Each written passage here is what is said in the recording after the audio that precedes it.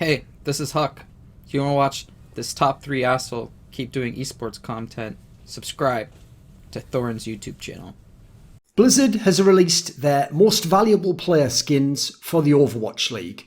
Now, the 2018 MVP skin shows a custom Zenyatta skin, and so of course, it shows a photograph of Jonak of the New York Excel and mentions him by name in the text because he was the MVP. That was the champion that he was most synonymous with. That was his signature champion. That he really built the NYXL would-be dynasty. Then we have another skin. We have an Alien Zarya skin, and it's just called Overwatch League Alien Zarya MVP Legendary Skin. No mention of who the MVP is, because the MVP for 2019 was Sinaatra, former San Francisco Shock Overwatch player, now has switched over to Valorant. That's the part that's relevant, right? That's the part in the pattern that's gone wrong here. Sinaatra left Overwatch for Valorant, jumping from a Blizzard Games title to a Riot Games title. And that was big egg on the Overwatch League's face. For their best player, the face of their league at that time, and a young player who could have played for years and been a very, very dominant elite level player, to just leave and go to a game that doesn't even have an esports senior. To say nothing of, at the same time, or similar time frame, the second best team of 2019, the Vancouver Titans, essentially just stripping their team and going for a cheap knockoff version to replace them, suggesting people who are big name players within Overwatch League don't care about the game as much. They aren't willing to invest as much. They want to go a min-max route and kind of save some money or move on to what they think is the future. So Blizzard essentially just deleted Sinaatra from history. Now, not entirely. They've certainly shown him elsewhere. But in this particular case, they went out of their way not to mention him in their marketing. Yet, they don't just say, oh, and here's an Alien Zarya skin. They market it as an MVP skin. MVP means most valuable player, not most valuable skin, not most valuable hero. So who is the most valuable player? It's actually a contradiction that you can't or you don't say who that player is. And it just makes it so conspicuous. That may as well have been Zarya doing this and just going, screw you. That's what that skin was to me. Now, unsurprisingly, I'm not a fan of this behaviour, especially in the case of someone simply just leaving and going to another game. That seems totally unnecessary. It seems spiteful. It seems petulant of Blizzard. You would hope to be bigger people. It seems disingenuous to call it an MVP skin when you don't say who the MVP is and you intentionally leave it off. If not just outright dishonest to then call it an MVP skin. Don't call it an MVP skin. Just call it a new skin if you're going to delete him entirely. I still wouldn't like that, but at least it wouldn't kind of be so bizarre, such almost paradox. So the issue I have here is it's not the same, but it tangentially enters an area that I've always had my issues with, and so many other people seem to just go along with, which is there's a track record in history of TOs just deleting players that are inconvenient or that they just don't like what those players have done. So listen, admittedly, for much more extreme reasons. So the most famous case ever is the case of Savior, the legendary StarCraft Brood War player from South Korea, who had a match-fixing scandal that came to bear, I think it was early 2010. Now, the problem here was, much like Sinaatra, but even more so in his game, he was a GOAT contender, one of the greatest players ever, a 5-time champion, he was banned for life for match-fixing. Not only involving himself, but getting others to do it. Now, there was a massive outcry and backlash against this player in Korea, so there was a lot of public pressure. Coaches were even talking mad reckless about him. Gotta say, bearing in mind, most match-fixing stories involve coaches being the people who pressure and set up a lot of these cases. Always did smack a little bit of methinks the lady doth protest too much for me. Like, I certainly wondered what skeletons those people had in their closets that they went so far to sort of distract. Like, oh no, match-fixing, I would hate to do that. Oh, he is evil, get rid of him. It's like, let's see what you've been doing. Let's see if your players have lost any weird games. But anyway, the result of this, listen, there was no skins back then, there's no equivalent, but there's something similar.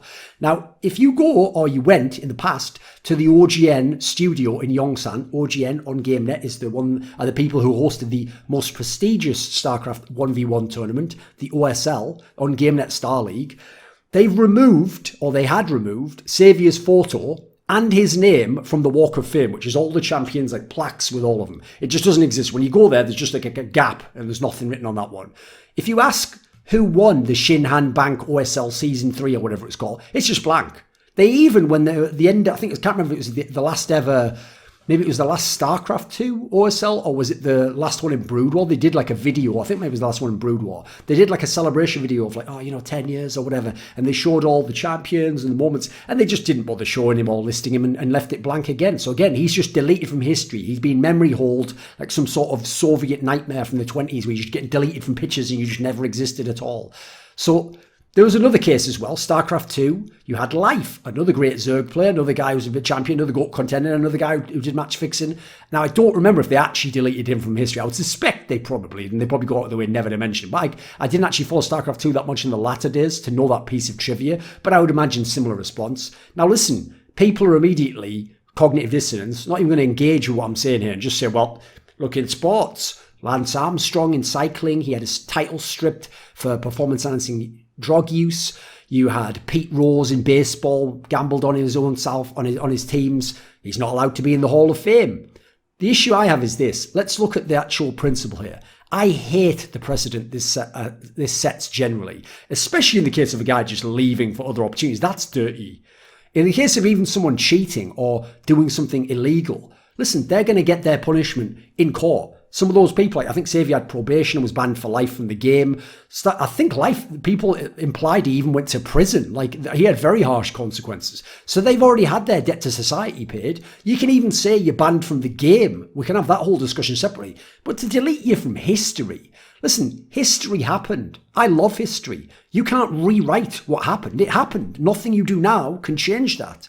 You can also celebrate without celebrating the man and his crimes. Like, if I go back now and NFL Network shows me a classic Eagles or Falcons game with Mike Vick as the quarterback, running plays, obviously amazing runner himself. If I watch that and enjoy it, am I glorifying or condoning canine abuse? Of course not. I'm just enjoying a great game from a player who at the time was very good.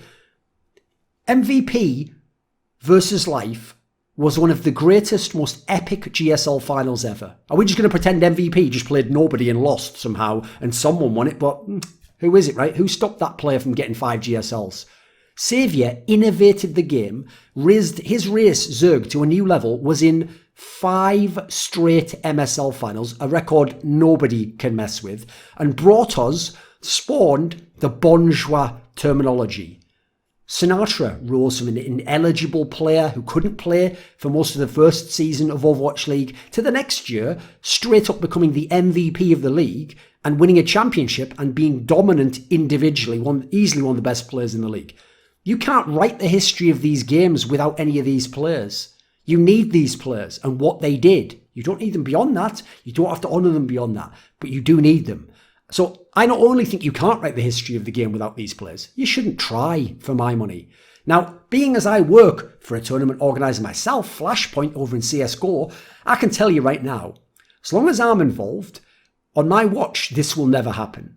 Even if someone gets banned for match fixing, cheating, even if they commit a criminal offence, like, I would actually push back very hard, even if they do something really serious in life, because they still did do what they did.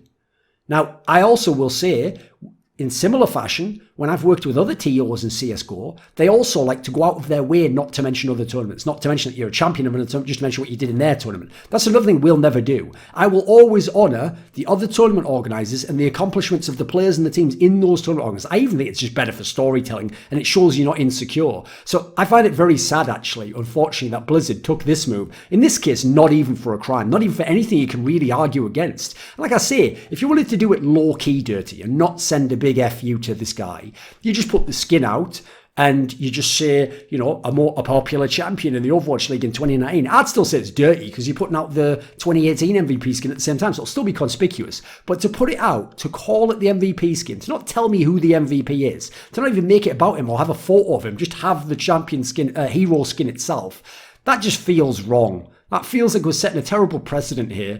And the implication really is, leave Overwatch League now, we'll just delete you from history. Everything you played for, all the burnout, the stress these players went through, some of them giving up their life in South Korea, where, by the way, Koreans typically do not enjoy being abroad, especially not for extended periods of time. They like to be in Korea, surrounded by Korean culture, by their family, their friends, the whole Korean hierarchy, as it were. The idea that they do all of that, and at the end, Blizzard, or some marketing guy at a minimum, can just come along and wave his wand and just delete you from history, all because you went to a different game. That's whack. Come on, that's whack. This video was kindly supported by Alexander Rao, Bobby, Dean Tanglis, Istar, JDubs, Jensen Goh, the Puyallup Tribe, Soliko, Spencer Green, Tobias Bernasconi, Xinged, and a special thanks, as always, goes out to my main man Jerky's Minion. Do you want to suggest a topic or a guest for my content? Maybe you want to ask me a question in those AMAs I do each month. Do you want teasers for who's going to appear next on my content? Maybe you want to take part in one of those lengthy discussions about esports with me. Well, if so, then put your money where your mouth is and join the Scrilluminati today at the Patreon link in the description box below.